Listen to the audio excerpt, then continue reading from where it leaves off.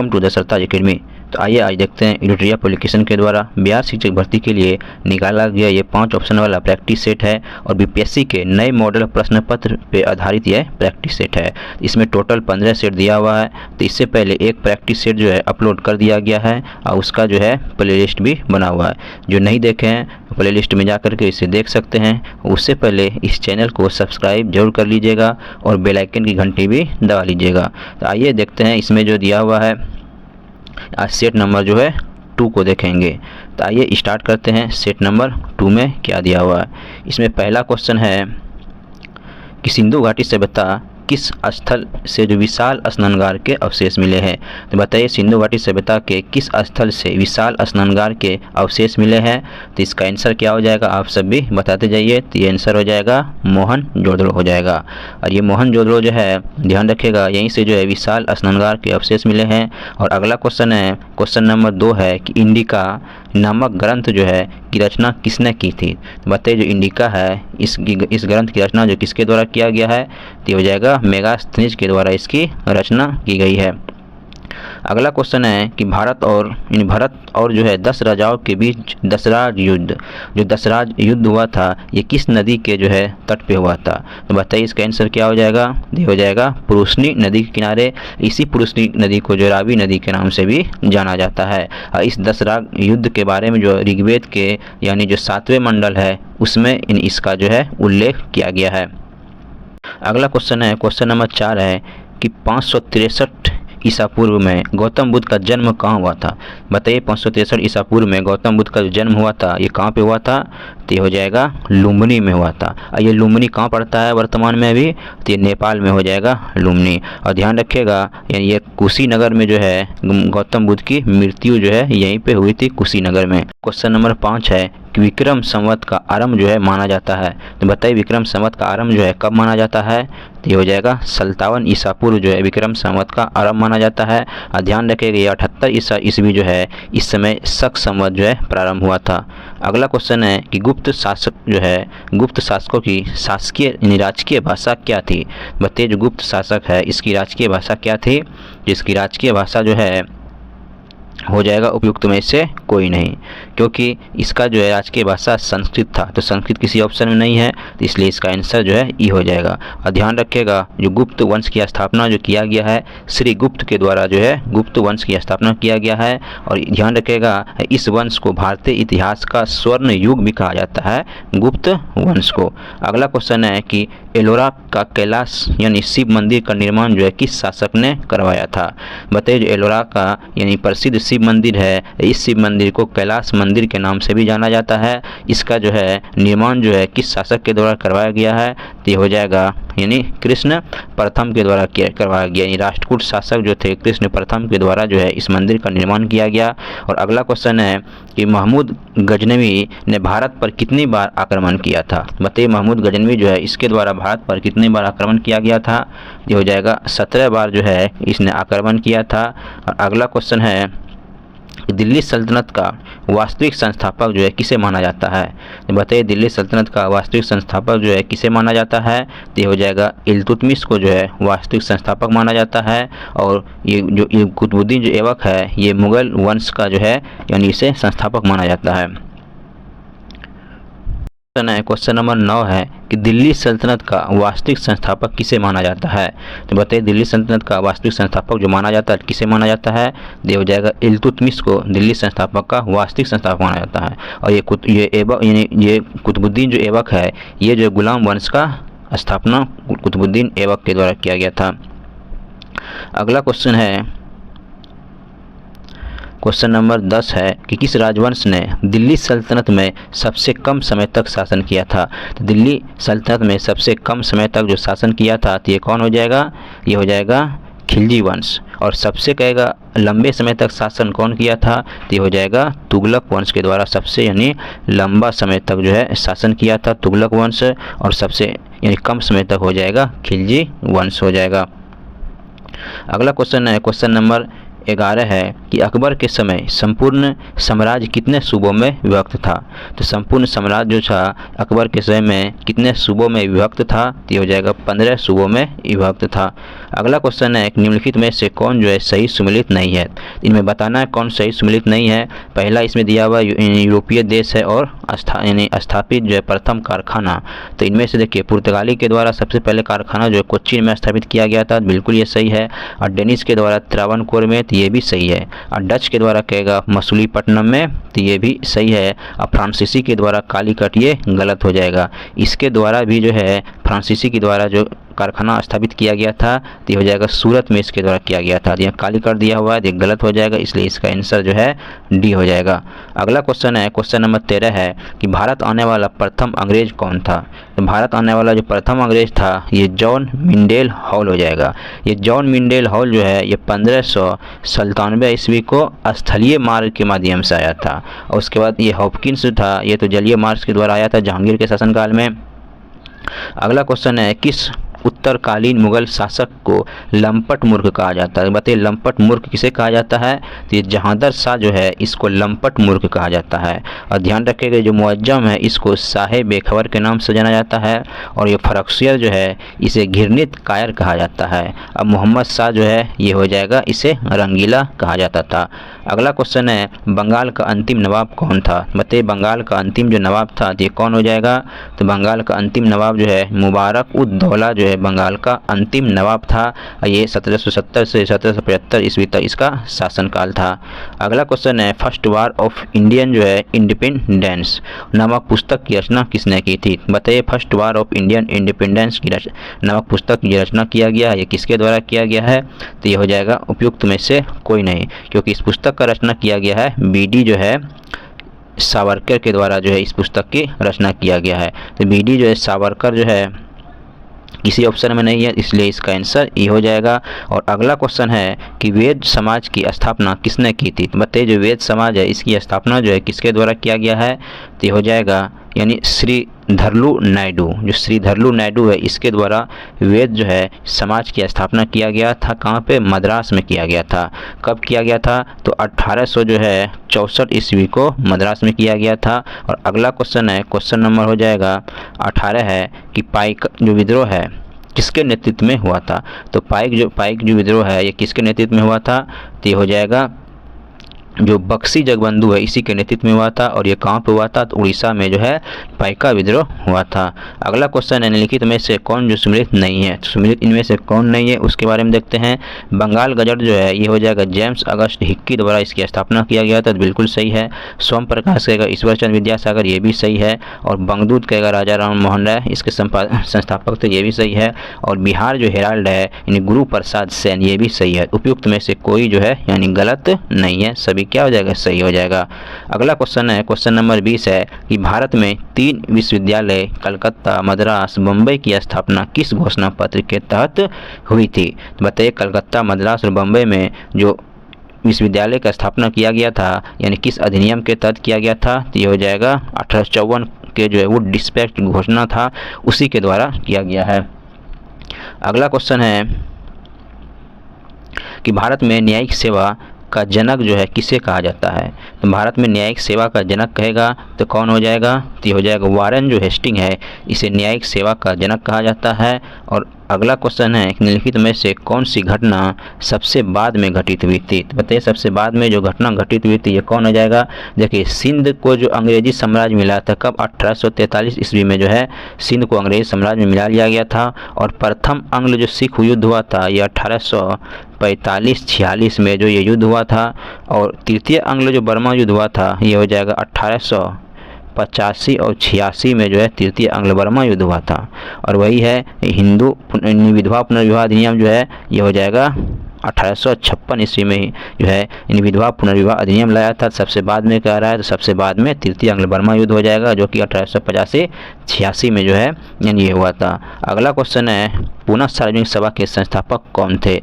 बताइए जो पूना सार्वजनिक सभा इसके संस्थापक बोलेगा तो कौन हो जाएगा इसके संस्थापक, इसका हो जाएगा उपयुक्त में से एक से अधिक हो जाएगा, क्योंकि इसका जो स्थापना किया गया था 2 अप्रैल 1870 ईस्वी को एमजी जो है रनाडे के द्वारा किया गया था। और उसके बाद इसमें यानी जो है यानी जीवी जोशी भी इसमें इसके सदस्य थे, एवं जो है चिप जो ये है यानी चिप लुंकर जो है ये भी इसके सदस्य थे। इसलिए तीनों हो जाएगा, इसलिए इसका आंसर जो उपयुक्त में से एक से अधिक जो है आंसर हो जाएगा। और अगला क्वेश्चन है कि भारतीय राष्ट्रीय कांग्रेस के प्रथम जो अध्यक्ष यानी कौन थे, बताइए। भारतीय राष्ट्रीय कांग्रेस के प्रथम अंग्रेज अध्यक्ष, तो प्रथम अंग्रेज अध्यक्ष कहेगा तो ये कौन हो जाएगा, तो ये हो जाएगा यानी जॉर्ज जो यूल है, ये प्रथम जो अंग्रेज अध्यक्ष थे। और ध्यान रखिएगा इसने जो चौथा अधिवेशन जो हुआ था 1888 ईस्वी में इलाहाबाद में, उसकी अध्यक्षता जो है किया गया था जॉर्ज यूल के द्वारा किया गया था। अगला क्वेश्चन है, क्वेश्चन नंबर 25 है, निम्नलिखित में से किस तिथि को बंगाल विभाजन की घोषणा की गई थी। तो किस तिथि को बंगाल विभाजन की घोषणा की गई थी, तो ये हो जाएगा 20 जुलाई 1905 ईस्वी को बंगाल विभाजन की घोषणा की गई थी। और ध्यान रखिएगा 16 अक्टूबर यानी 1905 ईस्वी को जो है ये प्रभावी हुआ यानी लागू जो है हुआ था।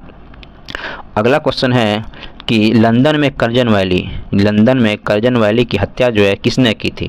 तो बताइए कर्जन वैली की जो हत्या किया गया था लंदन में, ये किसके द्वारा किया गया था, तो ये हो जाएगा मदन लाल ढींगरा के द्वारा इसकी हत्या की गई थी। और अगला क्वेश्चन है, क्वेश्चन नंबर हो जाएगा 17 है, 27 होगा क्वेश्चन नंबर, कि असहयोग आंदोलन का जो है प्रस्ताव किसके द्वारा प्रस्तुत किया गया था।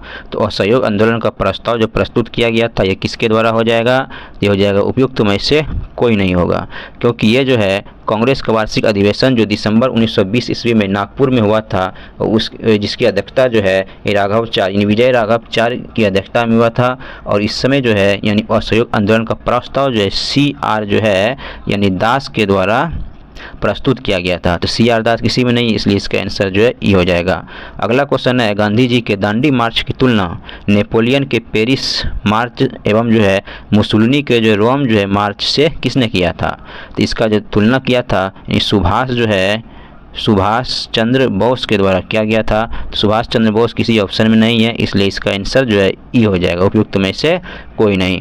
अगला क्वेश्चन है 1937 के चुनाव में कांग्रेस द्वारा यानी बहुमत प्राप्त यानी प्रांतों की संख्या जो कितनी थी, यानी कितने प्रांतों में कांग्रेस के द्वारा बहुमत प्राप्त किया गया था जो 1937 में चुनाव हुआ था। उस समय जो है 5 प्रांतों में जो है यानी बहुमत प्राप्त कर लिया गया था। और उसके बाद जो है यानी वो 5 प्रांत कौन कौन है, तो वो 5 प्रांत था मद्रास था, संयुक्त प्रांत था और मध्य प्रांत, बिहार और उड़ीसा, ये 5 प्रांतों में जो है बहुमत प्राप्त किया गया था कांग्रेस के द्वारा। और अगला क्वेश्चन है कि समाचार पत्रों का मुक्तिदाता किसे कहा जाता है। बताइए जो समाचार पत्र है इसकी मुक्तिदाता कहेगा तो कौन हो जाएगा, चार्ल्स मेडकॉफ को जो है समाचार पत्र का मुक्तिदाता कहा जाता है, क्योंकि इसी ने जो है समाचार पत्रों पर लगे प्रतिबंध यानी जो हटा दिए थे, इसीलिए जो है यानी इसे मुक्तिदाता कहा जाता है।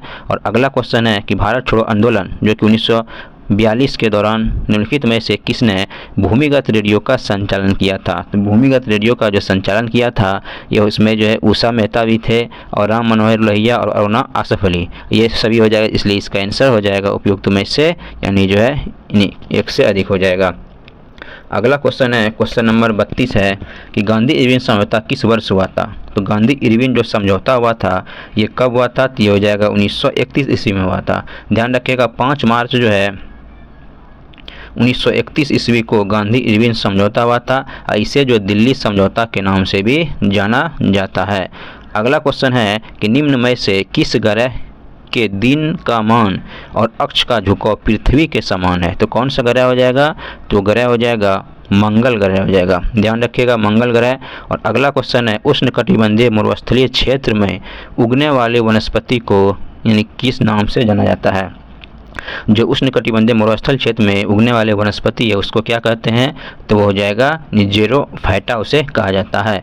ध्यान रखिएगा ये जो फाइट है ये ट्रोपोफाइट हो जाएगा, उष्णकटिबंधीय जलवायु वाली घास वनस्पति हो जाएगा, ट्रोपोफाइट हो जाएगा। और हैलोफाइट जो है ये नमकीन क्षेत्र में उगने वाला जो है यानी वनस्पति हो जाएगा। और लिथोफाइट जो है ये कड़ी चट्टानों पे उगने वाला पौधा हो जाएगा।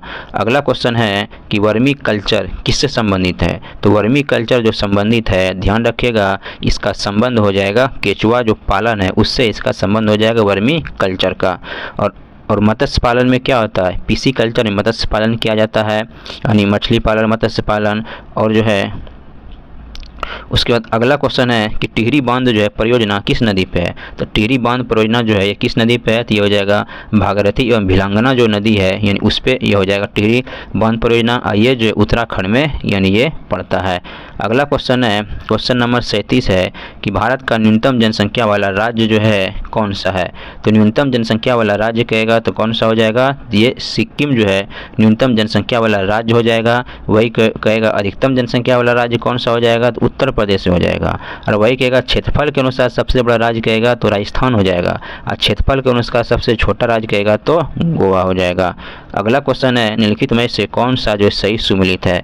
तो कौन सा सही सुमेलित है उसके बारे में बताना। पहला है वन अनुसंधान संस्थान देहरादून में है, क्या ये सही है, बिल्कुल ये सही हो जाएगा। और दूसरा है शुष्क वन अनुसंधान संस्थान जोधपुर में है, तो ये भी सही हो जाएगा। और आगे है कि हिमालय जो है वन अनुसंधान संस्थान शिमला में है, तो ये भी सही है। और केंद्रीय जो है गन्ना अनुसंधान संस्थान जो है ये हो जाएगा यानी कानपुर, तो ये जो है कानपुर में नहीं है, ये लखनऊ में है, इसलिए ये गलत है। इसलिए इसका आंसर उपयुक्त में से एक से अधिक हो जाएगा। इसको जो है यानी लखनऊ हो जाएगा, यानी भारतीय गन्ना अनुसंधान संस्थान कहेगा तो लखनऊ हो जाएगा। बाकी एक यानी ए बी सी सही है, तो उपयुक्त में से कौन सही है, तो एक से अधिक सही हो जाएगा।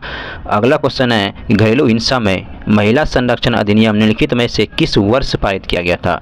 बताइए महिला जो है संरक्षण अधिनियम जो पारित किया गया था ये कब पारित किया गया था, तो ये हो जाएगा 2005 में जो है ये पारित किया गया था। और लागू जो ये हुआ था 26 जो है अक्टूबर 2006 को जो है ये लागू हुआ था। अगला क्वेश्चन है विश्व के पहले जो है नैनो यूरिया संयंत्र को किस राज्य में स्थापित किया गया है। तो विश्व के पहले नैनो यूरिया संयंत्र की जो स्थापना किया गया ये हो जाएगा गुजरात में किया गया है, ध्यान रखिएगा। अगला क्वेश्चन है कि BBC इंडियन जो sport women of the year 2022 पुस्तक जो है किसने जीता है। तो ये जो पुरस्कार जीता है यानी 2022 का Indian sport women of the year BBC का ये हो जाएगा मीराबाई चानू के द्वारा जीता गया है। और ध्यान रखिए ये खिताब जो है लगातार इसे दूसरी बार प्राप्त हुआ है।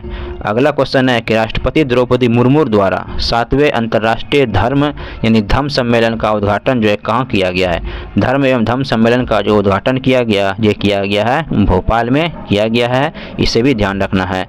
अगला क्वेश्चन है कि हाल ही में भारत के जो किस राज्य या केंद्र शासित प्रदेश में लिथियम के भंडार मिले हैं। तो लिथियम के भंडार कहेगा तो ये कहाँ पे मिला है, तो ये हो जाएगा ध्यान रखिएगा ये जम्मू कश्मीर में मिला है और राजस्थान में भी है, इसलिए इसका आंसर जो उपयुक्त में से एक से अधिक हो जाएगा।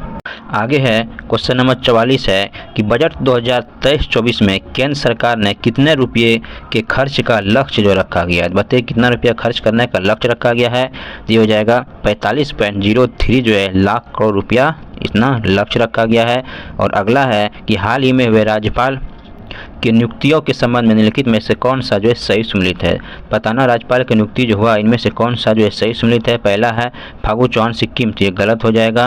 और दूसरा शिव प्रताप जो है शुक्ल हिमाचल प्रदेश के राज्यपाल बने हैं, तो ये बिल्कुल क्या हो जाएगा, ये सही हो जाएगा। ध्यान रखिएगा ये जो फागू चौहान है ये हो जाएगा सिक्किम का नहीं, ये जो है मेघालय का हो जाएगा, ये मेघालय का राज्यपाल हो जाएगा। और ये जो है यानी राजेंद्र विश्वनाथ अर्लेकर ये बिहार के राज्यपाल हैं, तो बिहार के हो जाएगा। और जो है ये हो जाएगा यानी CP जो राधाकृष्णन है ये कहाँ के, ये जो है ना ये झारखंड के हो जाएगा, झारखंड का ये है। इस अगला क्वेश्चन है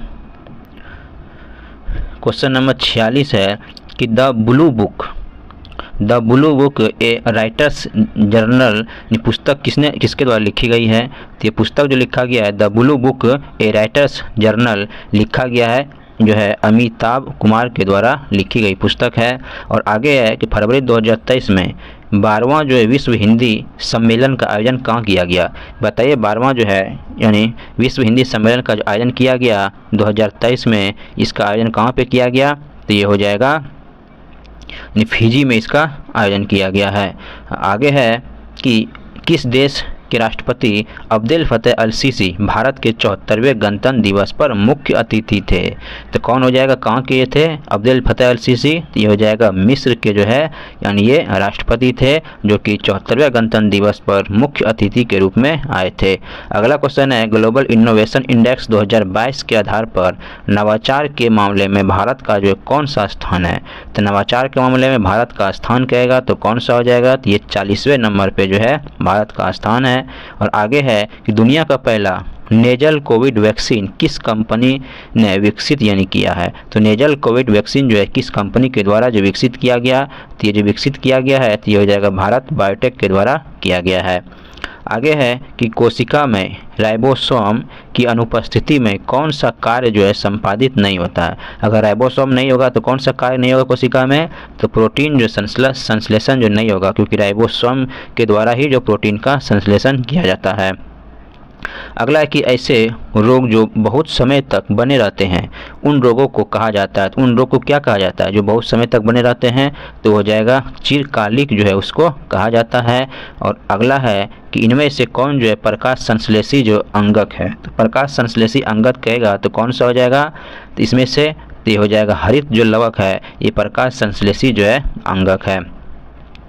अगला है कि निम्नलिखित निम्न में से जो समानतः जो है किसका उपयोग पादप कोशिका द्वारा जो है ऊर्जा प्रदान के लिए किया जाता है। पादप कोशिका के द्वारा ऊर्जा प्रदान के लिए जो किया जाता है तो हो जाएगा कार्बोहाइड्रेट का जो है यानी प्रयोग किया जाता है, कार्बोहाइड्रेट हो जाएगा। इसीलिए जो है यानी कार्बोहाइड्रेट को जो है कोशिकीय ईंधन भी कहा जाता है। अगला क्वेश्चन है क्वेश्चन नंबर हो जाएगा 55 है कि फ्लोएम में खाद्य पदार्थों का परिवहन जो है पौधों में किस दिशा में होता है। जो फ्लोएम है इसका खाद्य पदार्थों का परिवहन पौधे में किस दिशा में होता है, तो ये हो जाएगा ऊपर और नीचे दोनों तरफ होता है, इसलिए इसका आंसर जो है सी हो जाएगा। अगला क्वेश्चन है पादप अपशिष्ट जो है संचित रहते हैं। पादप अपशिष्ट जो है संचित रहते हैं, किस में संचित रहते हैं, तो ये हो जाएगा उपयुक्त में से जो है यानी एक से अधिक हो जाएगा।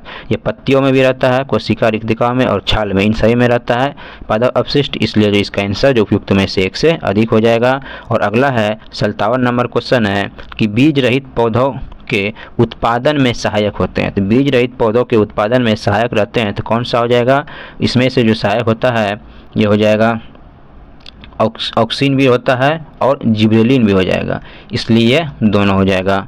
अगला क्वेश्चन है कि निम्नलिखित में से किस दर्पण द्वारा किसी वस्तु का वास्तविक प्रतिबिंब जो है मिल सकता है। यानी वास्तविक प्रतिबिंब जो है यानी किसके द्वारा बनेगा, तो ये हो जाएगा अवतल दर्पण के द्वारा जो है वास्तविक जो है प्रतिबिंब बनता है। और आगे है कि सामान्य जो सामान्य नेत्र है इसमें अधिकतम जो कितनी दूरी तक की वस्तुओं को साफ देखा जा सकता है। अधिकतम जो दूरी के लिए हो जाएगा अनंत हो जाएगा। वह न्यूनतम दूरी कहता तब हो जाता ये हो जाता 25 जो है 25 सेंटीमीटर होता है न्यूनतम दूरी के लिए, अधिकतम के लिए जो अनंत होता है। अगला क्वेश्चन है विद्युत धारा उत्पन्न करने की युक्ति को कहते हैं। विद्युत धारा उत्पन्न करने की युक्ति जो है इसको क्या कहते हैं, तो ये जनित्र जो है जनित्र के द्वारा विद्युत धारा उत्पन्न किया जाता है। और आगे है विस्थापन की दर को कहा जाता है। जो विस्थापन की दर है इसको क्या कहते हैं, विस्थापन की दर को जो है वेग कहते हैं। ध्यान रखिएगा विस्थापन की दर क्या हो जाएगा, वेग हो जाएगा। और अगला है कि दो कोनों के बीच गुरुत्वाकर्षण बल होता है, तो इनके बीच की दूरी जो है दूरी के क्या हो जाएगा, वर्ग के समानुपाती हो जाएगा, क्योंकि जो गुरुत्वाकर्षण बल होता है F बराबर G(m1) हो जाएगा और m2 बाय जो है r² होता है। तो गुरुत्वाकर्षण बल के इन्वर्सली वर्ग के उत्क्रमणुपाती हो गया, तो यही हो जाएगा। और अगला है कि निम्नलिखित में से लवण का उदाहरण जो है, तो लवण का उदाहरण कहेगा तो कौन सा हो जाएगा लवण, तो ये लवण जो होता है NaCl क्या होता है, ये लवण होता है। और आगे है कि Mg+2 में इलेक्ट्रॉन की संख्या क्या होती है। ध्यान रखिएगा जो मैग्नीशियम जो Mg होता है इसका परमाणु क्रमांक 12 होता है, इसमें 2+ है मतलब 2 इलेक्ट्रॉन को त्याग दिया, तो इसलिए इसका आंसर जो है 10 हो जाएगा, 10 इलेक्ट्रॉन। आगे है क्वेश्चन नंबर 65 है कि द्विबंधन जो वाले रासायनिक बंधन से बंधे परमाणुओं के मध्य जो है कितने इलेक्ट्रॉन का साझा होता है। बताइए द्विबंधन जो है वाले रासायनिक बंधन से बंधे परमाणुओं के मध्य जो है कितने इलेक्ट्रॉन का साझा होता है, तो इलेक्ट्रॉन का साझा कहेगा तो ये हो जाएगा 4 इलेक्ट्रॉन का साझा होता है। जैसे 2 इधर हो गया और 2 जो है इधर हो गया, तो 2 2 4 हो गया, तो ये 4 होता है। और अगला है कि द्रवीभूत पेट्रोलियम गैस का अवयव क्या है। जो द्रवीभूत पेट्रोलियम है इस गैस का अवयव कहेगा, इसमें क्या क्या होता है, इसमें हो जाएगा ब्यूटेन भी होता है और प्रोपेन भी होता है और इथेन भी होता है, इसलिए इसका आंसर उपयुक्त में से एक से अधिक हो जाएगा। और ध्यान रखिएगा जो एलपीजी गैस होता है उसमें जो है इथाइल मार्कप्टेन मिलाया जाता है, जिससे यानी जो रिसाव होगा गैस का उससे इसका पता लगाया जा सके। अगला है कि एक सहसंयोजी यौगिक का नाम जो है बताएं जिसका उपयोग हम जो है दैनिक जीवन में करते हैं। तो एक जो सहसंयोजी यौगिक है इसका नाम बताना है, तो कौन सा नाम हो जाएगा, तो जो ये H2O है यही हो जाएगा, यानी सहसंयोजी यौगिक होगा। अगला है कि एल्डिहाइड जो श्रेणी के यौगिकों में निम्नलिखित में से कौन सा जो क्रियाशील समूह विद्यमान होता है। तो एल्डिहाइड श्रेणी के यौगिक में कौन सा क्रियाशील विद्यमान होगा, तो ये हो जाएगा CHO, ये एल्डिहाइड के अंतर्गत आता है। और COOH जो है ये कार्बोक्सिलिक ग्रुप के अंतर्गत आ जाएगा। आगे कि हमारे संविधान में नीति निर्देशक सिद्धांत जो है, ये नीति निर्देशक सिद्धांत जो है यानी क्या हो जाएगा, तो ये जो है कानूनी अदालत द्वारा जो है अपरिवर्तनीय यानी है कौन, नीति निर्देशक सिद्धांत। अगला है कि किसी संविधान जो है किस संविधान संशोधन के तहत राष्ट्रपति के निर्वाचन मंडल में केंद्र शासित प्रदेश दिल्ली तथा पुदुचेरी के निर्वाचन सदस्यों को भी शामिल किया गया। बताइए किस संविधान संशोधन के तहत राष्ट्रपति के निर्वाचक मंडल में केंद्र शासित प्रदेश जो दिल्ली है तथा पुदुचेरी है इसको भी निर्वाचित सदस्य यानी इसके निर्वाचित सदस्य को भी शामिल किया गया। तो ये कौन सा हो जाएगा, ये 70वां जो संविधान संशोधन है इसी के द्वारा इसे शामिल किया गया है। और अगला क्वेश्चन है, क्वेश्चन नंबर 71 है कि सरकार की मंत्रिमंडल प्रणाली की जो सबसे महत्वपूर्ण विशेषता है, तो सबसे महत्वपूर्ण विशेषता क्या हो जाएगा, इसका सबसे महत्वपूर्ण विशेषता है यानी सामूहिक जो है उत्तरदायित्व। सामूहिक जो उत्तरदायित्व है सबसे महत्वपूर्ण जो विशेषता हो जाएगा। और अगला है कि केंद्रीय सरकार का उच्चतम जो है सिविल अधिकारी कौन है। तो केंद्र सरकार का जो उच्चतम जो सिविल अधिकारी होता है तो वो हो जाएगा मंत्रिमंडल जो सचिव है, वही इसका जो है सर्वोच्च अधिकारी होता है। और अगला है कि कौन सा स्थानीय सरकार का जो है मामला नहीं है। कौन स्थानीय सरकार का मामला नहीं है, तो ये हो जाएगा कानून और जो व्यवस्था है यह स्थानीय सरकार का मामला नहीं होता है, तो ये हो जाएगा ये राज्य सरकार का जो है यानी मामला होता है। बाकी सार्वजनिक स्वास्थ्य, स्वच्छता और लोक जो है उपयोगिता सेवाएं जो है ये हो जाएगा स्थानीय जो सरकार के अंतर्गत, यानी ये सब आएगा।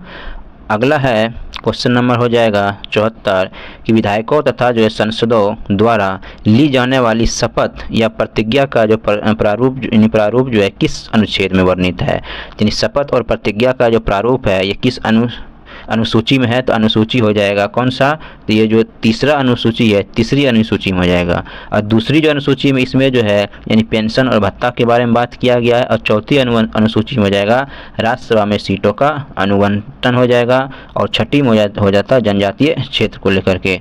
अगला क्वेश्चन है कि राष्ट्रीय स्मारकों, स्थानों तथा वस्तुओं का संरक्षण किस अनुच्छेद में वर्णित है।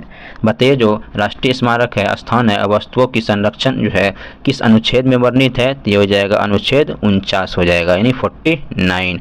और अगला है कि भारतीय संविधान के किस यानी अनुच्छेद में अनुसूचित जातियों और अनुसूचित जनजातियों के लिए यानी आरक्षण का प्रावधान किया गया है। तो आरक्षण का प्रावधान अनुसूचित जाति अनुसूचित जनजाति के लिए किया गया किस आर्टिकल में, तो आर्टिकल संख्या हो जाएगा 335 हो जाएगा। और ध्यान रखिएगा 315 है इसमें क्या होगा 315 में लोक सेवा आयोग की स्थापना है। अगला क्वेश्चन है कि आर्थिक जो है आयोजन एक अनिवार्य अभिलक्षण है। तो आर्थिक जो आयोजन है ये एक अनिवार्य लक्षण है। तो क्या चीज़ का एक अनिवार्य लक्षण है, तो हो जाएगा समाजवादी अर्थव्यवस्था का हो जाएगा। अगला है कि निम्नलिखित में से भारतीय अर्थव्यवस्था के तृतीय क्षेत्र के अंतर्गत आता है। भारतीय अर्थव्यवस्था के जो तृतीय क्षेत्र है इसके अंतर्गत कौन आएगा, इसके अंतर्गत हो जाएगा वस्तु का जो है परिवहन। तो ये वस्तु का जो है परिवहन हो जाएगा। और अगला है कि बिहार जो आर्थिक सर्वेक्षण 2022-23 के अनुसार वर्तमान राज्य में शहरीकरण का जो स्तर क्या है, तो वर्तमान में जो शहरीकरण का जो स्तर है ये 16.2 हो गया है, इसे ध्यान रखिएगा। और अगला क्वेश्चन है कि केंद्रीय बजट 2023-24 में निर्धारित विकास का 7 प्राथमिकताएं जिसे सप्त ऋषि नाम दिया गया है, यानी में शामिल है। इनमें शामिल कौन हो जाएगा सप्त ऋषि में? तो सक्षमता को जो सामने लाना, हरित विकास भी हो जाएगा, वित्तीय क्षेत्र और समावेशी विकास ये भी है। इसलिए इसका आंसर उपयुक्त में से जो है यानी 1 से अधिक इसका आंसर हो जाएगा। और अगला क्वेश्चन है, बिहार के निम्न हिस्सों में से जो है कौन सा हिस्सा भूतात्विक दृष्टि से अपेक्षाकृत पुराना है? तो बताइए कौन सा जो है यानी बिहार में कौन सा भूतात्विक दृष्टि से अपेक्षाकृत पुराना है? तो कौन सा हो जाएगा? ये हो जाएगा खड़गपुर की पहाड़ियाँ। जो खड़गपुर की पहाड़ियाँ हैं ये हो जाएगा धरवाड़ क्रम की ये चट्टानों से बना है, जबकि ये रोहतास वाला जो पठार है ये हो जाएगा यानी विंध्य क्रम की चट्टानों का ये बना हुआ है। आगे है कि निम्नलिखित जो है भारतीय द्वीपों में से कौन सा जो द्वीप भारत और श्रीलंका के मध्य है? तो भारत और श्रीलंका के मध्य में जो है कौन सा द्वीप हो जाएगा? तो ये रामेश्वरम जो द्वीप है ये हो जाएगा भारत और श्रीलंका के बीच में है। अगला क्वेश्चन है, क्वेश्चन नंबर 83 है, भारत की सबसे लंबी नदी जो है कौन है? तो भारत की सबसे लंबी नदी कहेगा तो कौन सा हो जाएगा? गंगा नदी हो जाएगा। इसकी लंबाई 2500 जो है 25 यानी किलोमीटर हो जाएगा। और आगे है कि रेगुर जो है यानी किसका नाम है? रेगुर जो कहा जाता है काली मिट्टी को ही जो है रेगुर मिट्टी के नाम से जाना जाता है, ध्यान रखिएगा इसे। और अगला है कि एक निश्चित आकृति में व्यवस्थित ताराओं का समूह कहलाता है। तो एक निश्चित आकृति में व्यवस्थित ताराओं का जो समूह होता है तो क्या कहा जाता है उससे? तो नक्षत्र कहा जाता है, इसे ध्यान रखिएगा। इसके नक्षत्र कहा जाता है या जो है यानी तारा मंडल कह सकते हैं, नक्षत्र कह सकते हैं या तारा मंडल कह सकते हैं। और अगला है कि विश्व जो है पृथ्वी दिवस कब मनाया जाता है? तो विश्व जो पृथ्वी दिवस मनाया जाता है ये 22 अप्रैल को विश्व पृथ्वी दिवस मनाया जाता है। और जो 22 मार्च है इस समय जो है विश्व जल दिवस मनाया जाता है। और बिहार जो है दिवस भी 22 मार्च को ही मनाया जाता है। अगला क्वेश्चन है, यदि दो स्थानों की स्थिति में 90 डिग्री देशांतर का अंतर है तब दोनों स्थानों के बीच समय का अंतर क्या होगा? ध्यान रखिएगा यानी जो है यानी 1 घंटा जो है यानी 1 घंटा में जो है 15 डिग्री का यानी अंतर होता है। तो 1 घंटा में 15 डिग्री का अंतर होता है तो वही कहेगा 1 डिग्री में कितना हो जाएगा? तो हो जाएगा 1 घंटा तो 15 हो जाएगा इंटू जो है 90 से कर देंगे तो ये 6 जो है इसका आंसर आ जाएगा, 6 घंटा हो जाएगा। ठीक है। और अगला है कि निम्नलिखित जो है समुद्री धाराओं में कौन जो है हिंद महासागर की धारा नहीं है? तो समुद्री धाराओं में कौन जो हिंद महासागर की धारा नहीं है? तो ये जो बेंगुला धारा है ये हिंद महासागर की धारा नहीं है, ये हो जाएगा दक्षिणी अटलांटिक महासागर का ये धारा हो जाएगा बेंगुला। और आगे है कि इनमें से कौन सा झील यानी उत्तरी अमेरिका के ग्रेट जो है लेक्स का हिस्सा नहीं है? तो ग्रेट लेक्स का हिस्सा इनमें से कौन सा नहीं है? तो ये बियर जो झील है ये ग्रेट लेक्स का हिस्सा नहीं है। बाकी सुपीरियर है, मिशिगन है, ह्यूरन है, ये सब हो जाएगा ग्रेट लेक्स का हिस्सा है। अगला है कि जैव विविधता का सबसे महत्वपूर्ण पहलू क्या है? बताइए जो जैव विविधता है इसका सबसे महत्वपूर्ण पहलू कहेगा तो क्या हो जाएगा? तो हो जाएगा पारिस्थितिकी तंत्र का निर्वहन जो है इसका महत्वपूर्ण जो है पहलू है। और अगला है कि पर्यावरण में ग्रीन हाउस प्रभाव में वृद्धि होती है। तो पर्यावरण में ग्रीन हाउस प्रभाव में वृद्धि जो होती है तो ये हो जाएगा यानी कार्बन डाइऑक्साइड के कारण जो है ग्रीन हाउस प्रभाव में वृद्धि होता है। और अगला क्वेश्चन है, क्वेश्चन नंबर 92 है कि कार्बन जो क्रेडिट का दृष्टिकोण इनमें से किससे जो शुरू हुआ है? तो इन कार्बन जो क्रेडिट यानी जो दृष्टिकोण शुरू हुआ है किससे शुरू हुआ है? तो ये हो जाएगा क्योटो प्रोटोकॉल से जो है ये शुरू हुआ है। यही हो जाएगा क्योटो प्रोटोकॉल जो कि कार्बन उत्सर्जन को कम करने के लिए ये यानी कार्बन जो है क्रेडिट प्रणाली को लागू किया गया था। अगला है कि ओजोन परत संरक्षण दिवस मनाया जाता है। तो ओजोन परत संरक्षण दिवस जो मनाया जाता है कब मनाया जाता है? तो 16 सितंबर को जो है ओजोन परत संरक्षण जो दिवस मनाया जाता है। और अगला है अभी ध्यान रखिएगा यानी ये जो है यानी 1987 ईस्वी में यानी इसी के दिन जो है यानी मॉन्ट्रियल प्रोटोकॉल का जो है यानी हस्ताक्षर किया गया था। अगला क्वेश्चन है कि राजीव गांधी जो वन्य जीव संरक्षण पुरस्कार दिया जाता है। तो राजीव गांधी वन संरक्षण जो पुरस्कार दिया जाता है ये हो जाएगा शैक्षणिक तथा शोध संस्थान के लिए भी दिया जाता है और साथ में वन एवं वन्य जीव अधिकारियों को भी दिया जाता है और वन संरक्षण के लिए भी इस सब के उपयुक्त में से 1 से अधिक हो जाएगा। अगला क्वेश्चन है कि भारत का राष्ट्रीय जो है जैविक उद्यान स्थित है। तो भारत का जो राष्ट्रीय जैविक उद्यान स्थित है ये कहाँ पे स्थित है, तो ये हो जाएगा नई दिल्ली में हो जाएगा राष्ट्रीय जैविक उद्यान स्थित है। और अगला क्वेश्चन है कि निम्न में से किसकी यानी जो है किसकी my picture of free India नामक पुस्तक की रचना जो है पंचायती राज व्यवस्थाओं से संबंधित है। तो किसका हो जाएगा ये, तो हो जाएगा महात्मा गांधी के द्वारा। अगला क्वेश्चन है कि बिहार विधानसभा में सीटों की जो है कुल संख्या क्या है। तो बिहार विधानसभा में सीटों की कुल संख्या कहेगा 243 जो है सीटों की संख्या है। और ध्यान रखिएगा बिहार विधान परिषद में कहेगा सीटों की संख्या, तो बिहार विधान परिषद में सीटों की संख्या 75 हो जाएगा। वही कहेगा बिहार में लोकसभा सीटों की संख्या कितनी है, 40 जो है लोकसभा सीटों की संख्या है। वही राज्यसभा का सीट के बारे में कहेगा तो 16 को जो है राज्यसभा सीटों की संख्या है।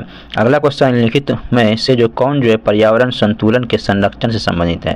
तो पर्यावरण संतुलन के संरक्षण से संबंधित कहेगा तो कौन सा हो जाएगा, इससे हो जाएगा वन नीति भी है, पर्यावरण सुरक्षा अधिनियम 1986 भी है, और औद्योगिक नीति है, और रक्षा शिक्षा नीति, ये जो है सभी आ जाएगा। इसका आंसर जो है डी हो जाएगा, उपयुक्त में से यानी सभी हो जाएगा। अगला है कि निम्नलिखित में से जो है कौन कृत्रिम पारिस्थितिकी तंत्र है। तो कौन जो है कृत्रिम पारिस्थितिकी तंत्र है, तो ये हो जाएगा यानी जो ये धान का जो खेत है ये कृत्रिम जो है पारिस्थितिकी तंत्र है, बाकी वन झील ये सब जो है प्राकृतिक हो जाएगा। और अगला और लास्ट क्वेश्चन है 100 नंबर की पारिस्थितिकी जो है अस्थायी मितव्ययता है यह किस आंदोलन का नारा है। पारिस्थितिकी अस्थायी मितव्ययता है यह किस आंदोलन का नारा है, तो ये हो जाएगा चिपको आंदोलन जो हुआ था यानी उत्तराखंड में 1970 के दशक में, उसी का ये नारा था। तो आप सब बताइएगा कैसा। और बाकी जो इसमें दिया हुआ है यानी 101 से दिया हुआ 100 यानी 20 तक ये मैथ और रीजनिंग का इसमें क्वेश्चन दिया हुआ है। तो इसका PDF अगर चाहिए तो आप सब जो टेलीग्राम चैनल से जुड़ जाइएगा और वहाँ पे जो इसका यानी जो PDF मिल जाएगा।